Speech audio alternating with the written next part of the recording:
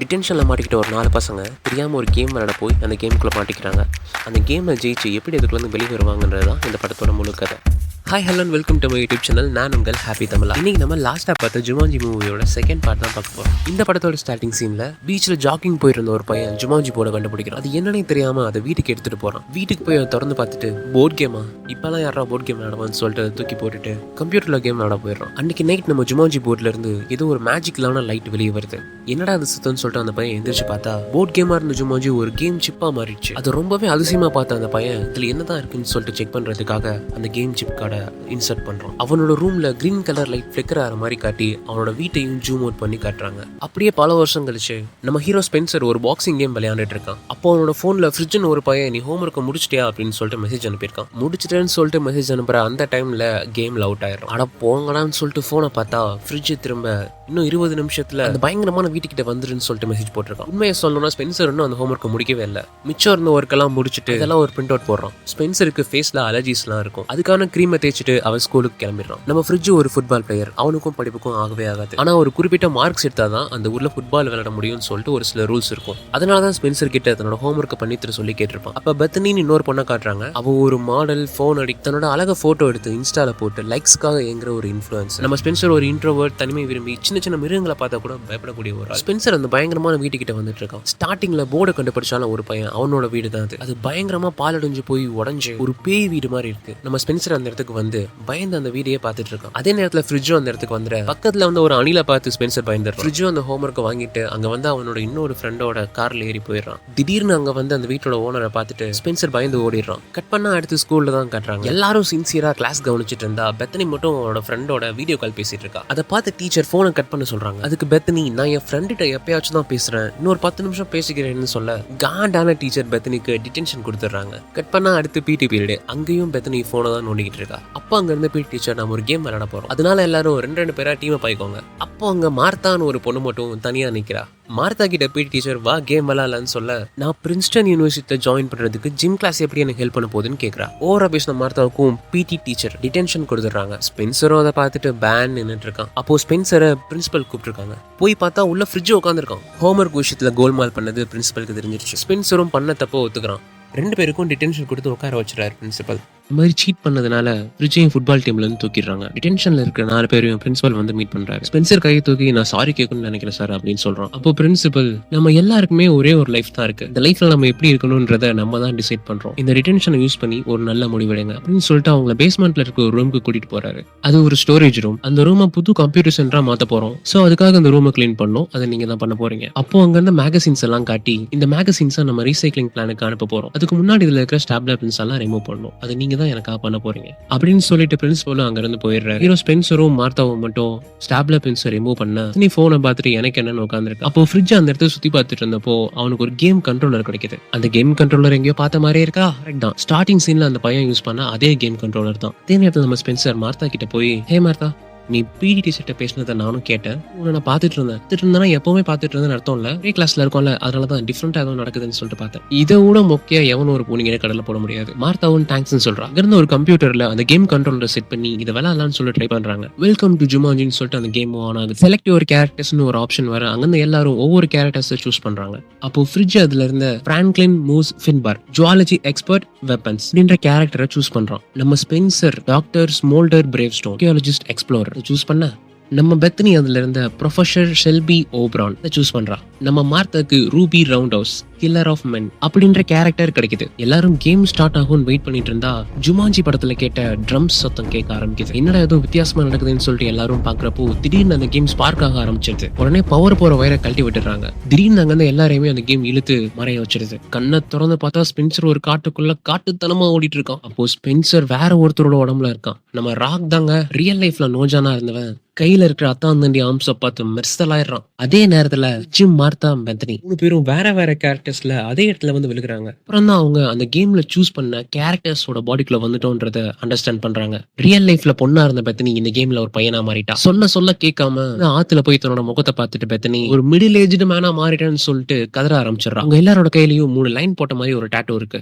சற்றும் எதிர்பார்க்காத விதமா ஆத்துக்குள்ள இருந்து வந்த நீரியான நம்ம பெத்தனியை கடிச்சு தூக்கிட்டு போயிடுது. எல்லாரும் அதை பார்த்து பயங்கரமா கத்த ஆரம்பிச்சிடுறாங்க. திரும்பவும் வானத்துல இருந்து பெத்தனி கீழே விழுகிறா. அப்போ பெத்தனி ஏதோ சீரியஸா கேட்கற மாதிரி வந்து என் போன் எங்கடா அப்படின்னு சொல்லிட்டு கேட்கறா. நான் பெத்தனி தான் ஒரு போன் அடிக்ட் ஆச்சே. அப்போ ஒரு நீரியான கூட்டமே அவங்களை அட்டாக் பண்ண வர அந்த இடத்துல இருந்து எல்லாம் தப்பிச்சு ஓடுறாங்க. அப்போ அந்த இடத்துக்கு கார்ல வந்த ஒருத்தன் அவங்கள பிக்கப் பண்ணிக்கிறான். டாக்டர் பிரேவ் ஸ்டோன், உங்களோட தைரியத்தை பத்தி இந்த உலகத்துக்கே தெரியும். உங்களை சந்திச்சதுல எனக்கு ரொம்ப மகிழ்ச்சியா இருக்கு. ஜுமான்ஜிக்கு உங்களை வரவேற்கிறேன். ஜுமான்ஜி இப்போ ஆபத்துல இருக்கு. ஜுமான்ஜியோட சாபத்தை நீங்க தான் போக்கணும். அப்போ பெத்தனி, என்னோட போனை பாத்தீங்களா? ப்ரொஃபசர் செல்டன் ஓப்ரான், ஜுமான்ஜிக்கு உங்களை வரவேற்கிறேன். ஜுமான்ஜி இப்போ ஆபத்துல இருக்கு. ஜுமான்ஜியோட சாபத்தை நீங்க தான் போக்கணும் அப்படின்னு சொன்னதே திரும்ப திரும்ப சொல்லிட்டு இருக்காரு.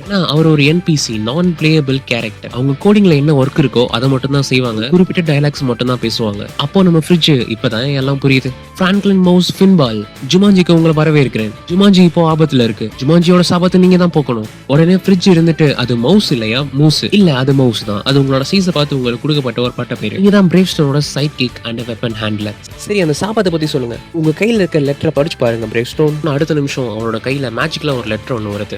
எல்லா கேமுக்கும் முன்னாடி வர ஒரு இன்ட்ரோ வீடியோ மாதிரியே வீடியோ அங்கிருந்து எல்லாரோட கண்ணிலையும் பிளே ஆகுது. இந்த என்பிசி கேரக்டர் தான் ஜுமான்ஜியோட ஃபீல்டு கைட் ரசூல் வேன் பெல்ட்னு சொல்லிட்டு ஒரு புது கேரக்டர் காட்டுறாங்க. வேன் பெல்ட் கைடோட ஹெல்ப் மூலமா ஜுமான்ஜியோட ஒரு ஜாக்வார் மலையை கண்டுபிடிக்கிறான். ஏன்னா அந்த மலையில ஜுமான்ஜியோட ரத்தன கல் ஒண்ணு இருக்கு. கண்டுபிடிக்கிறதுக்காக வேன் பெல்ட் பல வருஷமா ரிசர்ச் பண்ணிருக்கான். நம்ம கைடு கிட்ட இந்த கல்லை பத்தி ஆராய்ச்சி பண்றதா சொல்லிதான் இந்த இடத்துக்கு வந்திருப்பான். ஆனா இப்போ அந்த கல்லையை அவன் சொந்தமாக்கிக்கிறான். பழங்கதைகள் படி ஜாக்வார் தான் ஜுமான்ஜியை பார்த்துக்கும். ஆனா அந்த ஜாக்வாரே குருடாக்கிட்டா அவங்களை இருள் சக்தி மூழ்கிடும். இது மூலமா வேன் பெல்ட்டுக்கு ஜுமான்ஜில இருக்க மிருகங்கள் எல்லாம் கட்டுப்படுத்தக்கூடிய சக்தி வந்துருது. வேன் பெல்ட்டோட தவறான நோக்கத்தை புரிஞ்சுக்கிட்ட கைடு அந்த ரத்தன கல்ல அவன்ட்டு திருடிட்டு வந்துடுறாரு. இப்ப அந்த ரத்தன கல்ல நம்ம பிரேவ் ஸ்டோன்ட்ட கொடுத்து கல்ல திரும்ப ஜாக்வாரோட மலையில பதிக்கணும். பதிச்சு ஜுமான்ஜியோட பேரை சொல்லணும். அப்படி செஞ்சாதான் ஜுமான்ஜி சாபத்துல இருந்து வெளியே வரும். இதை நீங்க தான் செய்யணும் பிரேவ் ஸ்டோன். அப்படி சொல்லிட்டு அவங்க கையில ஒரு மேப்பையும் கொடுத்து பசாருக்கு போய் மேப்போட மிஸ்ஸிங் பீஸை கண்டுபிடிங்கன்னு சொல்லிட்டு என்பிசி அங்க இருந்து போயிடுது. யோ, கார்லயே கொண்டு போய் இறக்கி விடியா? அந்த கல்லையும் ஃப்ரிட்ஜ் பேக் பேக்ல வச்சுக்கிறான். கல்ல அதோட இடத்துல வச்சு ஜுமான்ஜியை நம்ம காப்பாத்தியே ஆகணும். Wow, what a man. அழுதுராத கண்ணன் தண்ணி வருது, கண்ட்ரோல் பண்ணிக்கோ. இந்த இடத்துல ஸ்பென்சரை நினைச்சா எனக்கு ரொம்ப பாவமா இருக்கு. நான் நிறைய கேம் விளையாண்டுருக்கேன். ஸோ எனக்கு கேமை பத்தி நிறைய விஷயங்கள் தெரியும். நம்ம ஒவ்வொரு லெவலும் கிராஸ் பண்ணி போய் ஆகணும். போக போக எல்லாம் கஷ்டமாயிட்டே போகும். அடுத்து என்ன பண்றதுன்னு சொல்லிட்டு மேப்பை பார்த்தா ஸ்பென்சருக்கு மேப்ல ஒண்ணுமே தெரியல. ஆனா பெத்தனிக்கு நல்லாவே தெரியுது. ஏன்னா பெத்தனி வந்து ஒரு மேப் எக்ஸ்பர்ட். ஏன்னா பெத்தனியோட ஸ்கில்லே கார்டோகிராஃபி தான். கார்டோகிராஃபின்றது மேப் சம்பந்தப்பட்ட படிப்பு. இப்போ ஸ்பென்சர் இந்த கேம்ல இருக்க எல்லாருக்குமே ஸ்கில்ஸ், டேலண்ட்ஸ்னு ஒன்று இருக்கும். பேசிக்கிட்டே தெரியாம அவனோட பாக்கெட்டை டச் பண்றான். அவனோட ஸ்ட்ரென்த், வீக்னஸ்லாம் ஒரு ஸ்கிரீன் மாதிரி தெரியுது. ஸ்பென்சரோட ஸ்ட்ரென்த்தே fearless climbing, speed, boomerang, smoldering intensity அப்படின்னா சினம் கொண்ட பார்வை. அவனுக்கு வீக்னஸ்ன்னு எதுவுமே இல்லை. மார்த்தாவோட strength karate, tai chi, aikido, dancing fight. அவனோட வீக்னஸ் வந்து வேணும். பெத்தனியோட ஸ்ட்ரென்த் வந்து கார்டோகிராஃபி, ஆர்கியாலஜி, பேலியோந்தாலஜி அப்படின்றது புதைப்படிவியல். பெத்தனியோட வீக்னஸ் என்டியூரன்ஸ். நம்ம ஃப்ரிட்ஜோட plus zoology, weapon valet. Weapons வச்சுக்கிறதுக்காக நம்ம இவனை யூஸ் பண்ணிக்கலாம். இவனோட மைனஸே கேக்கு, வேகம், பலம். என்ன அது போங்கா இருக்கு, எனக்கு மட்டும் இத்தனை வீக்னஸ் இருக்குது. வெப்பன் வாலெட்லாம் ஒரு ஸ்ட்ரென்த்தா? என்னோட ஆயுதங்கள் எல்லாத்தையும் நீ பேக்ல வச்சிருப்பேன். எனக்கு தேவைன்றப்போ அதை நீ கொடுப்பேன். இப்போ மேப்ல மைட்டி ரார்னு காட்டுது. ஃப்ரம் த டீப்னு ஒரு ஏரியா காட்டுது. ஒருவேளை ஃப்ரம் த டீப்ன்றது தான் நம்ம நீரியானங்க கூட சண்டை போட்ட இடமா இருக்கும். ஸோ அதுதான் லெவல் 1. Mighty ரார்ன்றது level 2. நம்ம லெவல் 1 கிராஸ் பண்ணிட்டோம். அவங்க பேசிட்டு இருந்தப்போ ஒரு மிசைல் ஒன்று அவங்களை அட்டாக் பண்ண மாதிரி வந்து அவங்க கிராஸ் பண்ணி போய் வெடிக்குது. நம்ம வேன் பெல்ட்டோட ஆளுங்க தான் வந்து அவங்க எல்லாரையும் அட்டாக் பண்ண ஆரம்பிக்கிறாங்க. ஸ்பென்சர் அங்க வந்து ரொம்பவே ஃபாஸ்டா ஓடுறான். ஆனா ஃப்ரிட்ஜ் எவ்வளவுதான் முக்கினாலும் ஃபாஸ்டா ஓடவே முடியல. எல்லாரும் அந்த காட்டுக்குள்ள ஓடி போய் அட்டாக் பண்ணலாம்னு வெயிட் பண்றாங்க. நம்ம மார்த்தாக்கு தான் கராத்தே தெரியுமே, ஜம்ப் பண்ணி ஒருத்தனை அடிச்சு தூக்குறா. அவங்க கிட்ட பெரிய பெரிய கன்ஸ் எல்லாம் இருக்கு. உன்னோட பேக்கை தர என்னத்துக்கு? ஏதாவது வெப்பன்ஸ் எடுத்து கொடு. இரு, என்ன இருக்குன்னு பாக்குறேன். பேசிட்டே உள்ள இருந்து ஒரு பூமராங் எடுத்து தரோம். ஸ்பென்சர் அதை தூக்கி போட ஃபர்ஸ்ட் எல்லாரையும் தாண்டி போயிடுது. அந்த பூமராங் சுத்தி ரிட்டர்ன் வந்து எல்லாரையும் அடிச்சு தூக்குது. நம்ம உடனே போய் முதுகுல ஏறு. முடியாது. இருந்து ஃப்ரிட்ஜ் தூக்கிட்டு ஸ்பென்சர் ஃபாஸ்டா ஓடுறான். சாவதான் போறோம், இறக்கி விடுறா, என்ன இறக்கி விடு. அவங்க கிட்ட தப்பிச்சு ஓடி போய் ஒரு மலையோட உச்சில இருந்து அவங்க குதிச்சிடுறாங்க. எல்லாரும் நல்லதான் இருக்காங்க. ஆனா மார்த்தாக்கு மட்டும் அந்த ஃபைட்ல புல்லட் அட்டாக் ஆயிருக்கு. அதனால மார்த்தா அங்க இருந்து மறைஞ்சு போயிடுறா. வானத்துல இருந்து நம்ம ஃப்ரிட்ஜ் மேலேயே விழுகிறா. ஆவுனா என் மேலேயே வந்து விழுகுறீங்க, எந்திரி. இப்போ செக் பண்ணி பார்த்தா அவ கையில இருந்த டாட்டூ ஒன்னு மறைஞ்சு போயிருக்கு.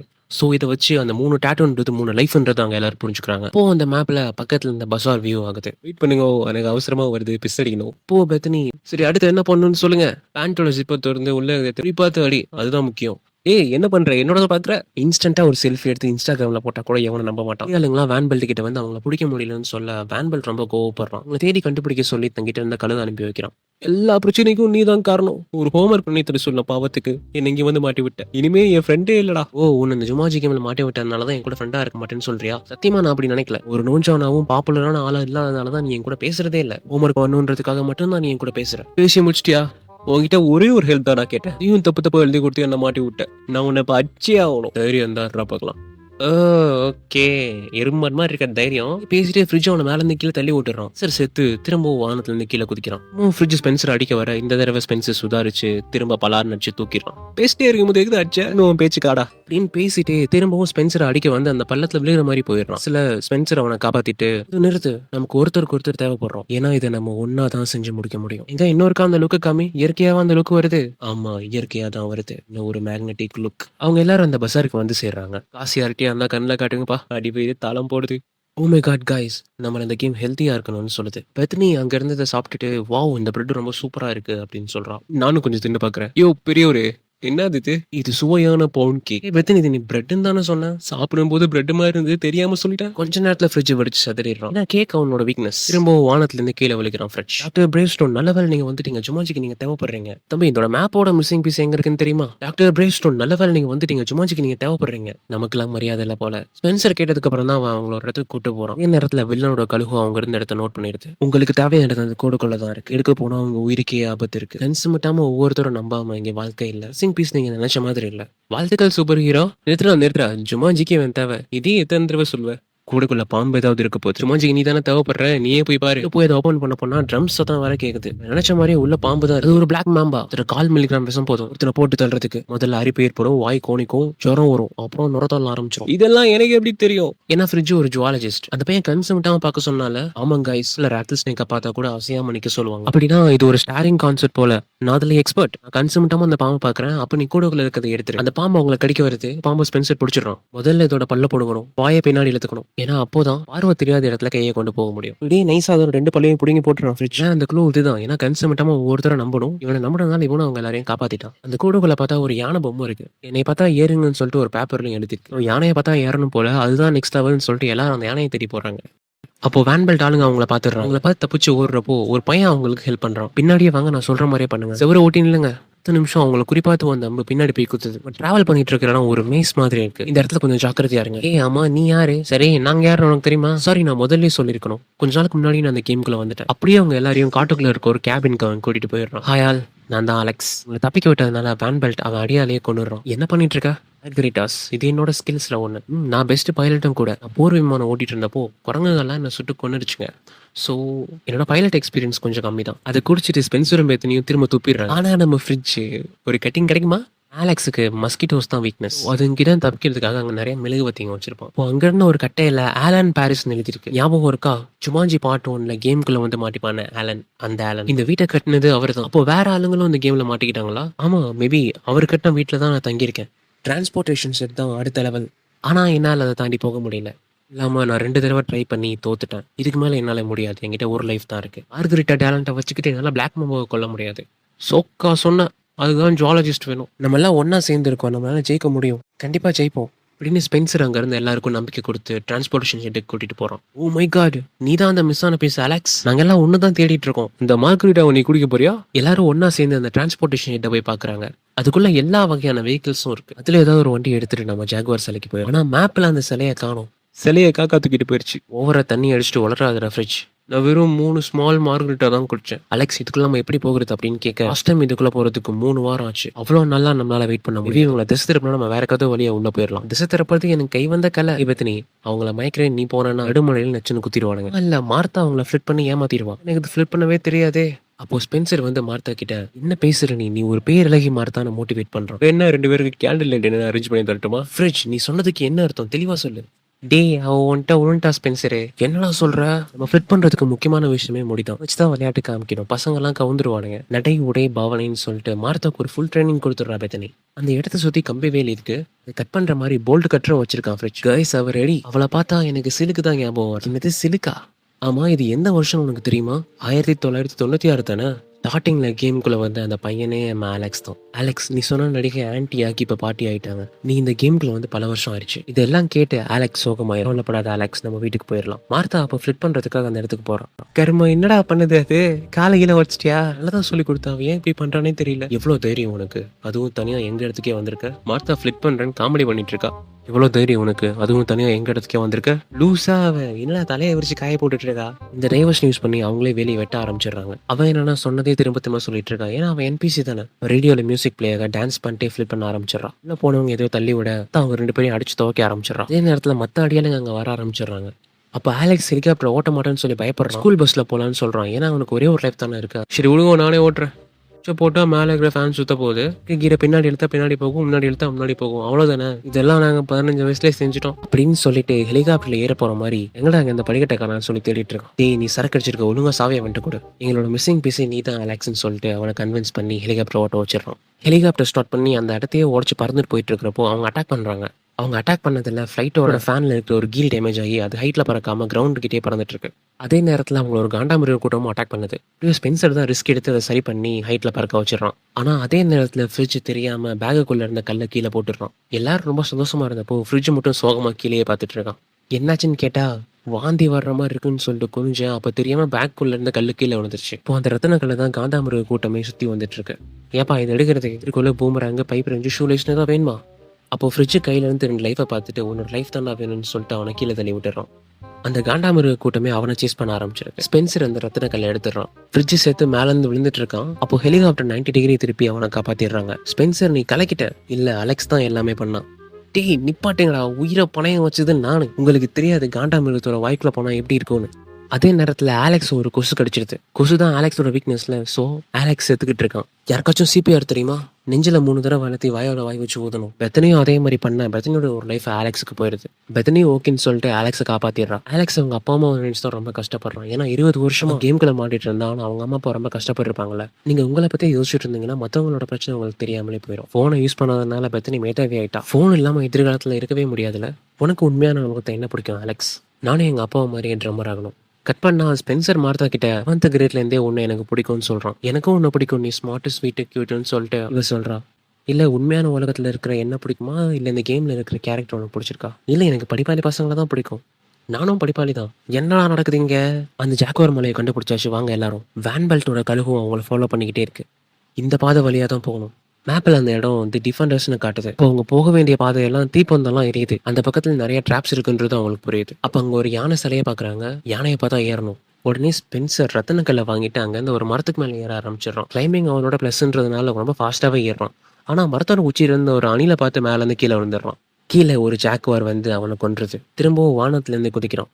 இப்போ ஸ்பென்சருக்கு ஒரு லைஃப் தானே இருக்கு, அதனால ரொம்ப பயப்படுறான். நிறைய லைஃப் இருந்தால் தைரியமா இருக்கிறது வேற. இப்போ எனக்கு ஒரு லைஃப் தான் இருக்கு. நம்ம நிஜ வாழ்க்கையில எல்லாருக்கும் ஒரே ஒரு லைஃப் தானே இருக்கு. அந்த ஒரு லைஃபை வச்சுட்டு நம்ம என்ன செய்யறோன்றது முக்கியம். இது நம்ம பிரின்சிபல் நம்ம கிட்ட அடிக்கடி சொல்ற டயலாக். எனக்கு கேமை பற்றி எதுவும் தெரியாமல் இருக்கலாம், ஆனால் எனக்கு ஃபுட்பால் ரொம்ப நல்லா தெரியும். அந்த ஜாக்குவார்ஸ் தான் டிஃபெண்டர். அப்போ நமக்கு தேவை ஒரு நல்ல அஃபென்ஸ். அதுக்கப்புறம் ஃப்ரிட்ஜ் டபுள் ரிவர்ஸ் ரெஃப்ரிஜரேட்டர்னு ஒரு ஸ்ட்ராட்டஜி சொல்கிறான். அதுபடி எல்லாரும் 3 பிரிஞ்சு போக ஆரம்பிச்சிடறாங்க. பத்தனை லெஃப்ட் சைடில் போகிறான், ஃப்ரிட்ஜ் ரைட் சைடில் போகிறோம், அலெக்ஸ் சென்டரில் போகிறோம். அப்போ தான் ஜாக்குவார்ஸ் எல்லாம் திசை திருப்பி ஸ்பென்சர் ஈஸியாக போக முடியும். ஸ்பென்சர் அங்கேருந்து பைக்கை ஒன்று பிடிங்கிட்டு வேகமாக போயிடலான்னு பார்த்தா இன்னும் சில ஜாக்குவார்ஸ்லாம் அவனை சேஸ் பண்ண ஆரம்பிச்சதுங்க. நல்ல வேலை அந்த பைக்ல இருந்த ஒரு ஃப்ளேம் த்ரோயரை யூஸ் பண்ணி அந்த ஜாக்குவார்ஸ்லாம் ட்ராப் பண்ணிடுறான். ஃப்ரிட்ஜை நோக்கி ஒரு யானை வேற ஓடி வருது. பயப்படாதரா நில்லு. அந்த யானையும் அப்படி நின்றுது. வேன் பெல்ட் அப்போ பெத்தனை பிடிச்சி வச்சுட்டு அந்த ரத்னக்கல்லை கொடுத்துரு, இல்லைனா இவ செத்துருவா அப்படின்னு சொல்றான். அதுக்கு ஸ்பென்சர் முடியாது, ஏன்னா ரத்னக்கல் என்கிட்ட இல்லை. அதே நேரத்தில் ஃப்ரிட்ஜ் கையில் ரத்னக்கல்லோட யானை மேலே உட்காந்துட்டு அங்கே வந்து அட்டாக் பண்ணுறான். அங்கே இருந்த ஜாக்குவார்ஸ் கூடலாம் சண்டை போட்டு அதுங்களாம் அடிச்சு துரத்திட்டு இல்லை இப்போ தனியாக எங்கேயோ விழுந்துருச்சு. ஓ, இதுதான் யானையை பார்த்தா ஏறுறது போல. பெத்தனையும் அலெக்ஸும் சேர்ந்து வேன் பெல்ட் கூட சண்டை போடுறாங்க. இப்போ மார்த்தா ஸ்பென்சரை மலை மேலே ஏற சொல்லிட்டு நான் ரத்னக்கல் எடுத்துட்டு வரேன்னு சொல்லிட்டு போறா. இதனால பைக்லேயே ஸ்பென்சர் அந்த மலை மேலே ஏற ஆரம்பிச்சு. ரத்னக்கல்லை பார்த்தா நிறைய பாம்புகளுக்கு நடுவில் கிடக்கு. எப்படியோ மார்த்தா அந்த பாம்புகளை டிஸ்டர்ப் பண்ணாமல் போய் அந்த ரத்னக்கல்லை எடுத்துடுறான். அப்போ வேன் பெல்ட் அந்த இடத்துக்கு வந்து பாம்புகள்லாம் கட்டுப்படுத்த ஆரம்பிச்சிடறான். அப்போ ஸ்பென்சர் உச்சிக்கு போயிட்டான்றது மார்த்தாக்கு தெரிஞ்சிருது. அப்போ வேனம் தான் என்னோட மைனஸ்ன்னு சொல்லிட்டு பக்கத்துல இருந்து ஒரு பாம்பு கிட்ட கடி வாங்கிடுறான். கடி வாங்கி செத்ததுனால திரும்ப வானத்துல இருந்து விழுக ஆரம்பிக்கிறான்.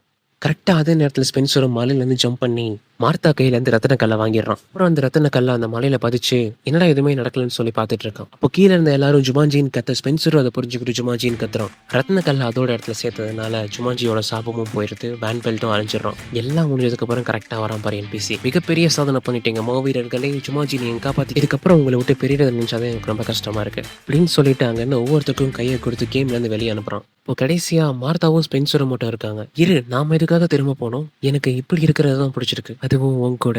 அதுக்கு மார்த்தா, நம்ம இதே மாதிரி தான் இருப்போம் ஒவ்வொரு நாளும், என் கூட வந்துரு அப்படின்னு சொல்றான். கடைசியில ஸ்பென்சரும் கையை கொடுத்து ரியல் லைஃப்க்கு வந்துடுறான். இப்போ வந்து பார்த்தா அந்த பேய் வீடு ரொம்ப அழகான வீடா இருக்கு.